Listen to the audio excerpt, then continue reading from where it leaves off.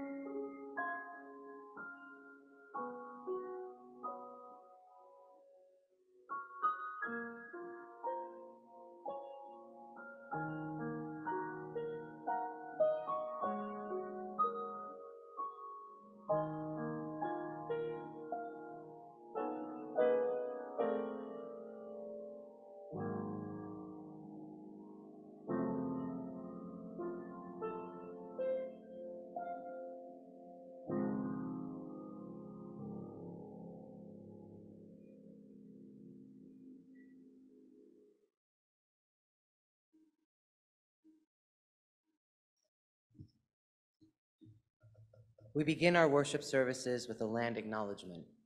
We honor and pay our respects to the land on which we live and work, which was violently stolen through colonialism, genocide, and forced removal of its traditional stewards. These stewards are the Anishinaabeg, the Council of the Three Fires, which include the Ottawa, Ojibwe, and Potawatomi, also known as the Ottawa, Chippewa, and Potawatomi tribes. We also acknowledge the people of African descent who were forcibly removed from their land and separated from their families through kidnapping and enslavement, and pay reverence and respect to them for the building this country, infrastructure, and economy with no compensation and reparations to date.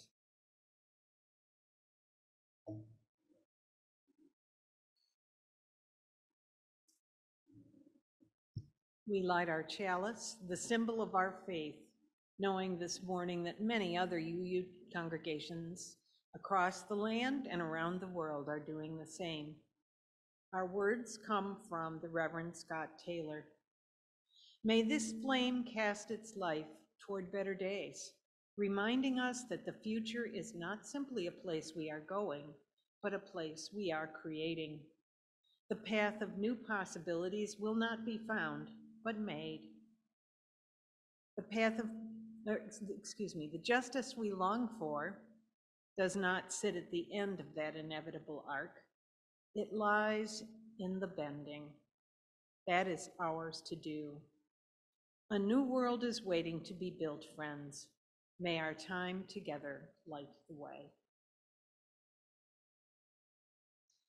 You are invited to rise in body or spirit and join in singing hymn 1024 in the Teal hymn.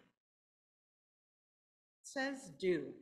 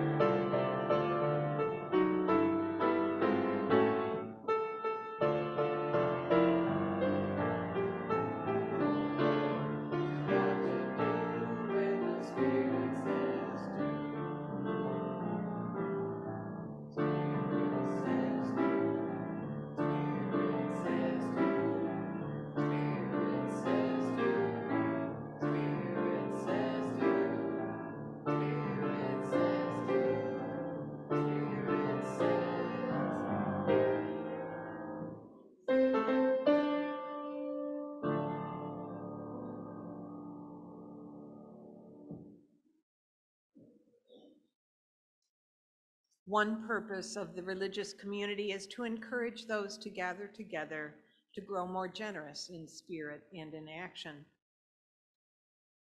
This is the great end of all the world's faith traditions, to bring the human being closer to the divine by acts of creation and compassion.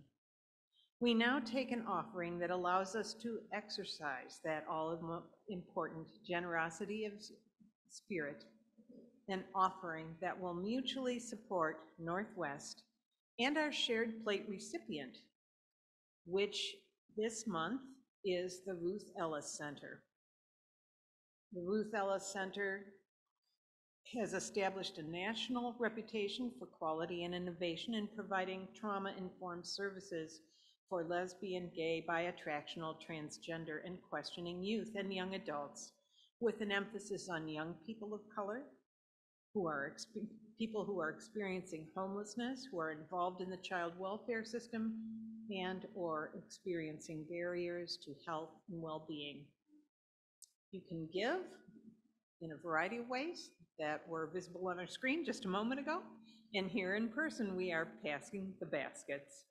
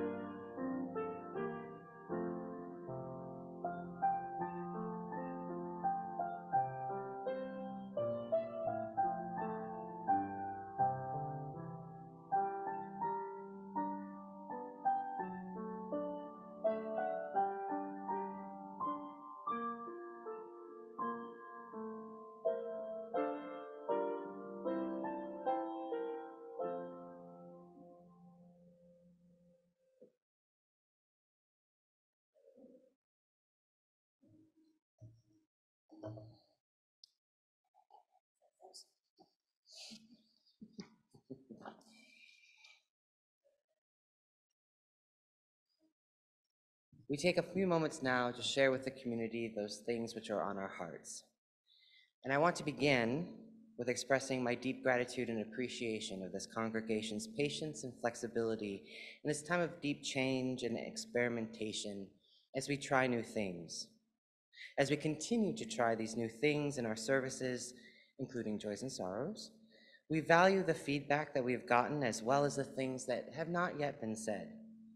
Reverend Julie, Reverend Teresa Rolk, and I are planning on having a dedicated community conversation to discuss everything that we've tried so far and think of new things and get ideas from all of you, and details of that will be incoming.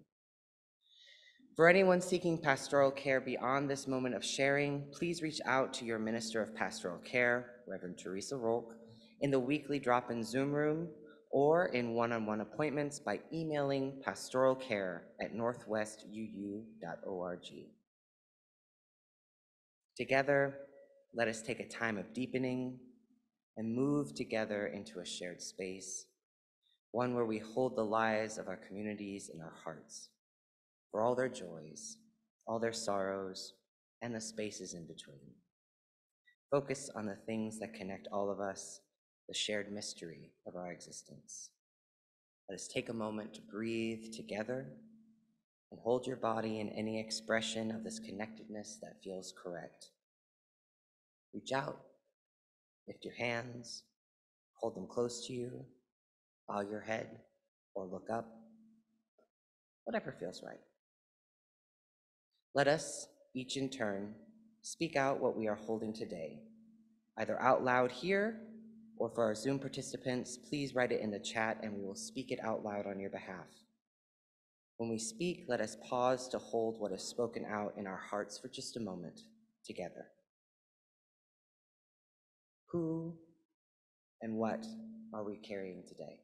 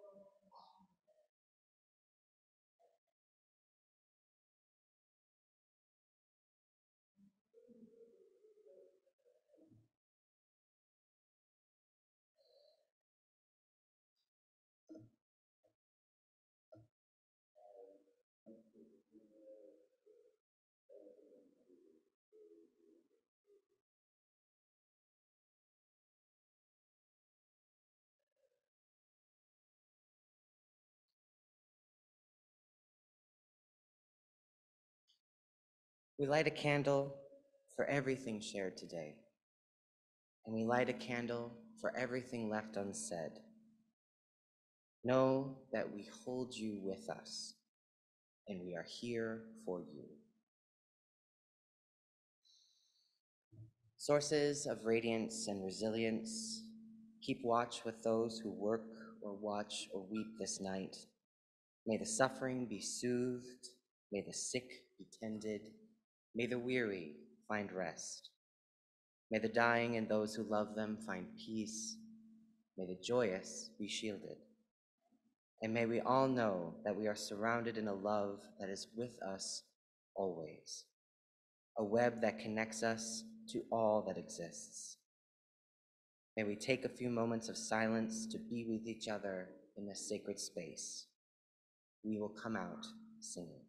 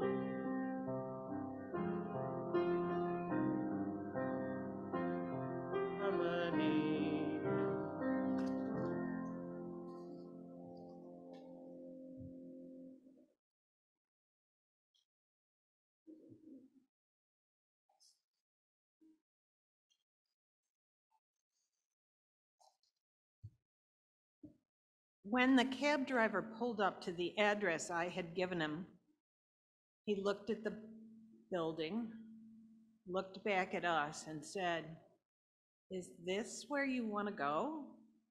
I was wondering too. The building was so ramshackle and it didn't have a sign or street number on it. Then I saw the hand-painted 4x4-foot sign on the side that said "Trans Lives Matter." And I said, "Yes, we are."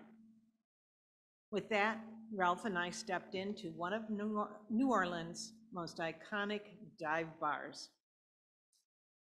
And the realization that revelations can come in the most unlikely places.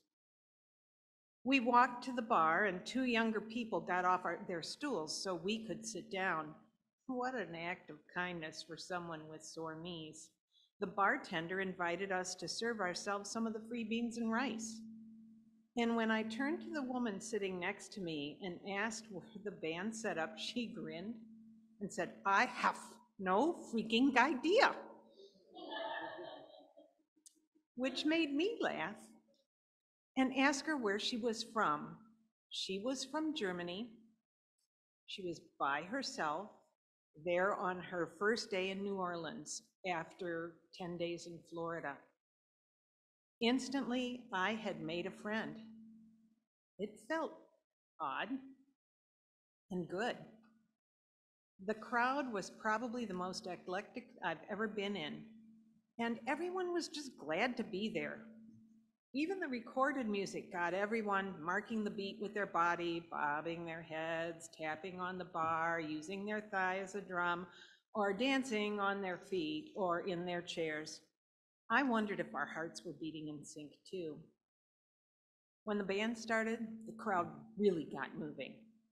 I watched a young white guy who might have been legal drinking age, in jeans and untucked Oxford cloth shirt and at a little tiny angle, dancing, taking up as little room as possible, next to a petite Black woman wearing a flowing, brightly colored outfit. And she moved all over the place, and her dreads and her arms were moving, and she found every little space that she could dance into. These two people belonged absolutely side by side in that space, despite all their apparent differences. In between numbers, I heard a young woman announce to a 60-ish man and his companion who were standing nearby, "We're from Chicago and we're here on a girls' weekend." I couldn't resist.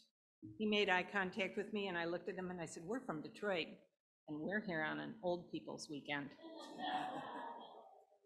That led the two of us into a brief conversation about Detroit and New Orleans, similarities and differences, and how the issues of race seem to play out really differently in the two cities. I said, "I wish I knew a place in Detroit that had such a diverse and laid-back crowd." Well, I really wish I could find the last page of it. Here it is. Sorry. The man grinned and leaned in, and he said, "This is America.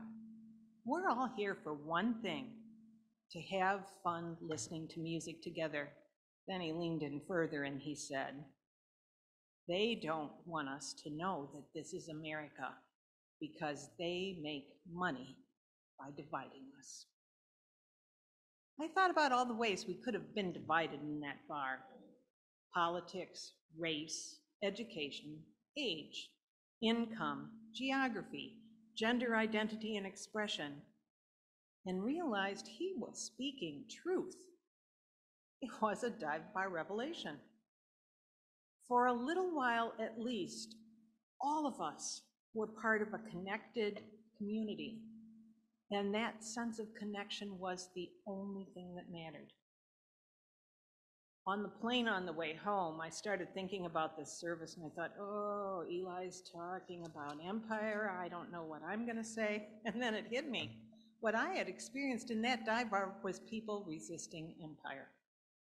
They coalesced around a common value and ignored everything else. They were kind and welcoming.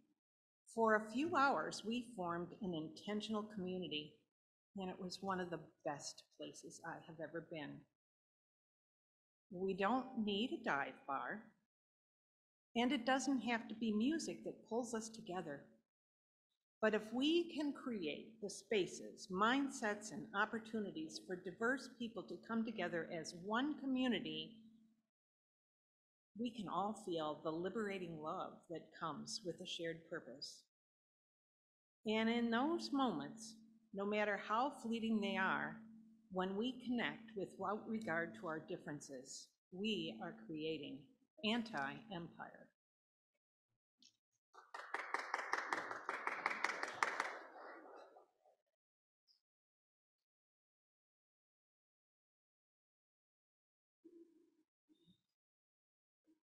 You're invited to rise and body your spirit and join me in singing hymn 1? Is that real? Hymn 1! May nothing evil cross this door.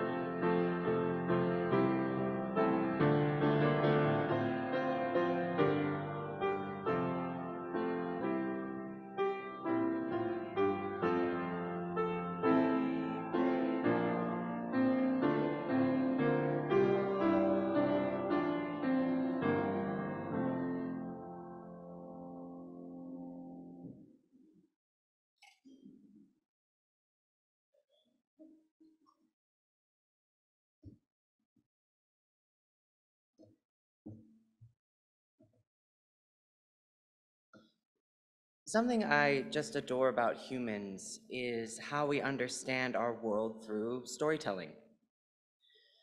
So today I'm going to tell a story first, and it's a story you might be familiar with, but instead of reading it from the source, I'm going to speak it out in a way that honors the text, but without the language.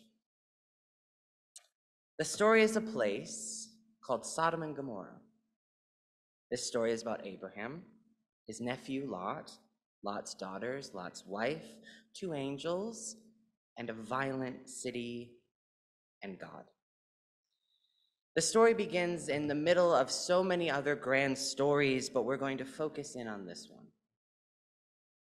It starts with God coming down to Abraham with a problem, troubled deeply about something. God said, "The city of Sodom and Gomorrah is not doing well. People are crying out to me, and it has become violent and dangerous. I'm going to destroy it." Abraham is shocked, seeing God this angry. He asked God to save the city. It couldn't be that bad, right? And anyway, his nephew and his family are there. So he bargains. Well, if you find 50 good people, how about 20? How about 10? They agree on 10.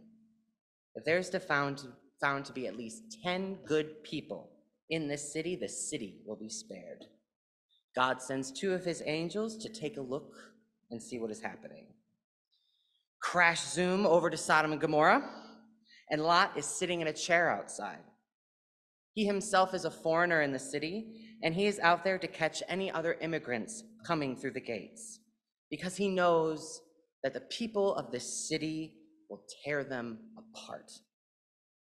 He knows that it's dangerous, and he is out there to offer hospitality and safety as he is called to do by his faith. He sees two strangers approach, offers them his home, food, and to wash their feet and to rest their legs, warning them that the typical custom of staying in the community square is a deadly one. Come to my home. I am wealthy. I have everything to offer you. However, in the night, the city comes knocking. The citizens of Sodom and Gomorrah demand that the visitors come out so they can hurt them, in no uncertain terms, with sexual violence. Lot comes out and tries to intercede, but then the city starts calling him the foreigner, the immigrant. Afraid, Lot offers his daughters in place of the foreigners. The strangers, God's angels, say, "This is enough. That's enough," and pulls Lot and his daughters back into the house and shut the door. And they say, "Listen, we're not supposed to do this, but we're going to get you out of the city, okay? Just go and don't look back." Lot, his daughters, and his wife escape, but his wife looks back and turns into a pillar of salt. Lot and his daughters flee into the wilderness, and fire rains down upon the city of Sodom and Gomorrah. In the wilderness, Lot spends a lot of time mourning and drinking, and his daughters, thinking that their world has ended, continue the cycle of sexual violence that they were pushed into and ensure that they have heirs from their own father. And in typical biblical fashion, the end, kind of. I don't know how to talk about empire without talking about the Bible, one of our 6 sources of wisdom. Empire, the consequences of it, are all over the Hebrew and Christian scriptures. The story of Lot, his family, and Sodom and Gomorrah is specifically a story that highlights empire and the impossibility of justice. And it's a complicated, messy story, which is why we should pay attention to it. To understand justice under empire, I really believe that first we have to understand our place in narratives. So in this story, this ancient story, where can we see ourselves? Are we Abraham, arguing with an infuriated God to save a city that he assumes has good people, and if not, at least holds his nephew and family, bargaining with God to save at least 10, and perhaps praying that Lot and his family are among those 10? Are we Lot, fueled by fear and trauma. He has survived so much. Before this story, he was a prisoner of war. He lost all his wealth and gained it back.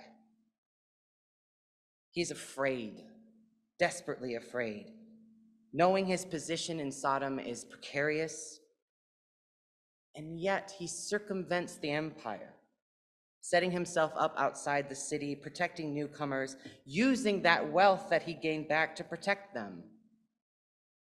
But when push comes to shove and his place in that society becomes threatened, he makes the worst decision that he could have. Are we Lot's daughters, victims of violent misogyny, sexual violence, ripped from your home, not provided any room to heal, expected to just be okay with it? Your protector became your abuser, and now you don't know anything but fear and survival. Or are we Lot's wife, unnamed for all of history, blamed by scholars for her own downfall for looking back? She is a mirror to the problem, so consumed by grief that she can't move, crystallized in that moment of heartbreak to see the city, her home, her loved ones fall to its own destruction. Are we the angels, maybe? Sent to a task but unable to fully complete it, seeing that what we are being asked to do is not as simple as our marching orders would make it seem. We save a family, but in the end, we just press that big red button to level the city anyway. Wondering maybe for a moment, what was the point? Or are we the city itself? It's a character in this story too. So angry at outsiders, poisoned by lies of our rulers to turn against anyone who is different than us, finding safety in the group despite the violence. A juggernaut for the empire.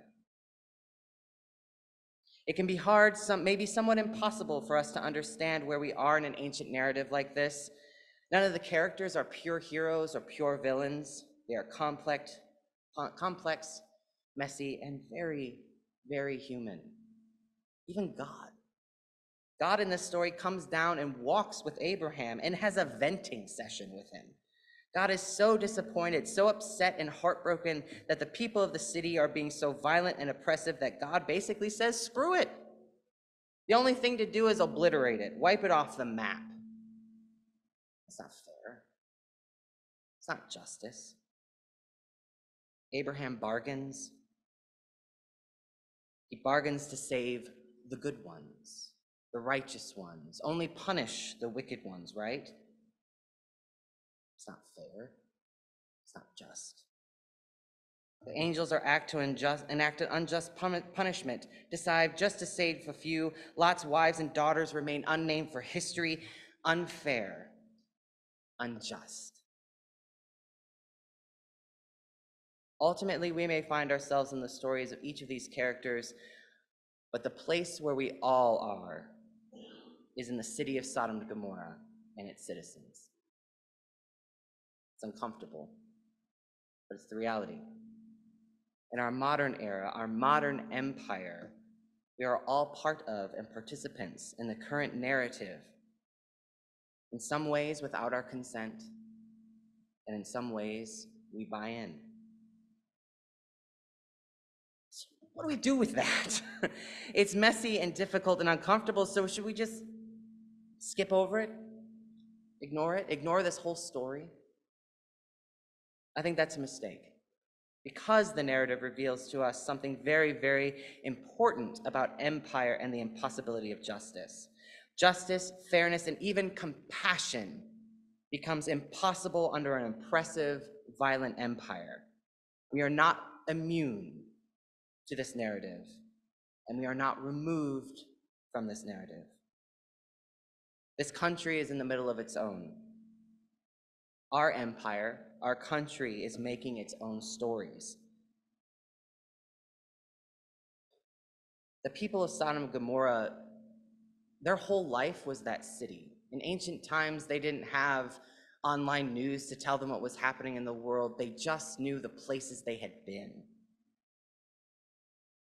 So they're there enclosed in this environment where all they knew was the story of the city.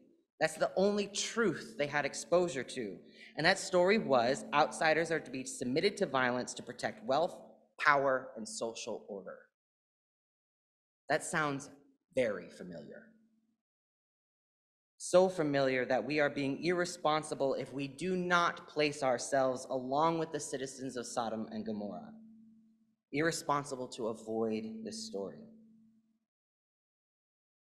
Justice and mercy and compassion and hospitality, all the beautiful things that humans can do, become impossible under this oppression because it's addicted to power and wealth. The outsider becomes a threat, and threats are to be harmed if not killed. They are to be stripped of their humanity in the most terrible ways possible. In Sodom, it was sexual violence. In America, it's kids in cages. What a horrible connection to have with an ancient story. One of the translations I read of this story, as a city is being destroyed and Abraham is watching from a high cliff, seeing the smoke rise, the translation used kiln to assist in the imagery. And I thought, what an apt word to use. If you don't know about molding with clay, when you mold with clay, if it's not structurally sound, no matter how much care you put into the shape, the colors, and the glaze, in the heat of the kiln, if there is a weakness, unsoundness, it will explode. It will fall apart. Sodom and Gomorrah did not survive the kiln. And I don't want that to be the end of our narrative. It's not justice to just wipe off America from the map. Sometimes I am firmly in the place of God in this story, frustrated and hurt and wanting to lash out with vengeance because I don't know what else to do. And the list of sins is so long, the harm that we've done. And I don't know any solid answers except what I've learned from this story of how important it is to acknowledge where I stand in the narrative. How important it is to see the empire story that they've constructed, who they've placed not just above me in the story, but who they've placed below me and who they told me is my enemy. In what ways has it twisted and warped what we consider justice? In our country, justice is punishment, removal from society. It holds no compassion, no humanity. What our country considers justice is built on chapter and chapter of pure myth, a veil to cover up the violent racism that our justice system is built upon. When we talk about justice or moral decision-making, something that comes up pretty often is the trolley problem. You're a trolley operator, and on the tracks ahead, on one arm, there's one person tied to the tracks. On the other, 3 or 10 or 20. And you have to make the choice. Do you kill one or the many? And it's a fake scenario with fake stakes because our task as Unitarians is to throw the brake and go, who put those people on the tracks? Why are they there? And why am I the one who has to make this choice? Empire, just as we use storytelling, will use storytelling. It will use narrative to try and veil the truth that money, power, and wealth are the only goal, and it doesn't care about the lives that are lost to get there. The truth is that the empire we are living under is broken, sick, and unsteady. And if put into the kiln, I don't think it would survive.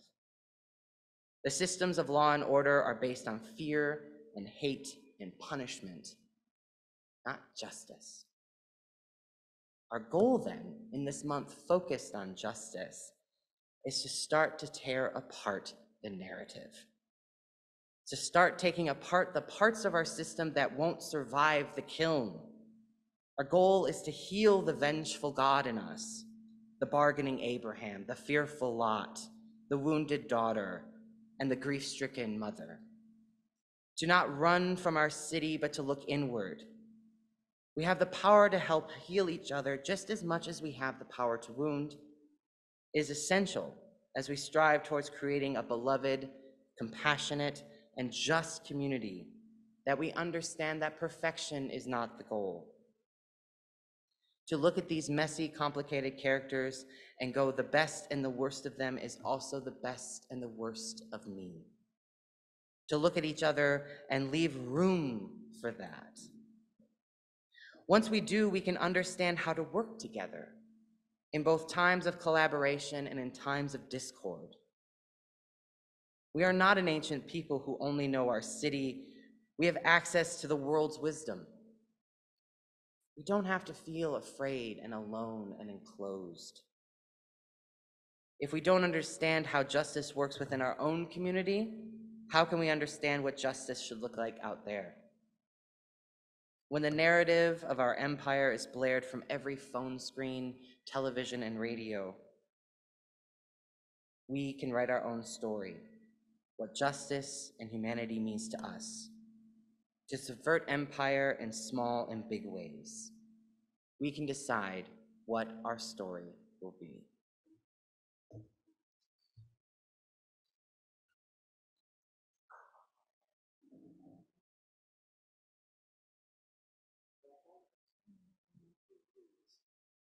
Julie, what's the last song? 125. Please rise, embody our spirit, and join us in singing hymn 125? 125.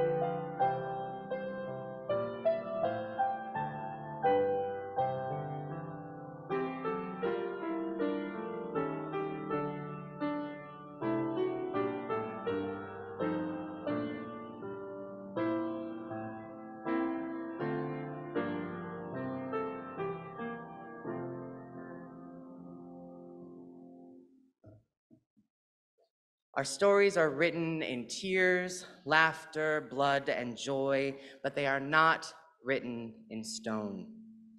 The narrative is ours for the taking.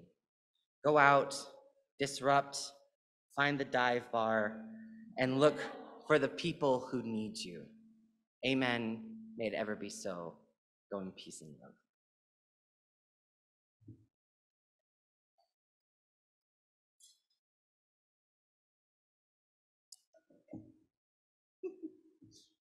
Please repeat after me.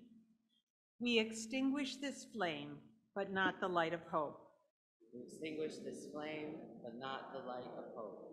The warmth of community, The warmth of community, or the fire of commitment. or the fire of commitment. Because these we carry in our hearts until we are together again. These we carry in our hearts until we are together.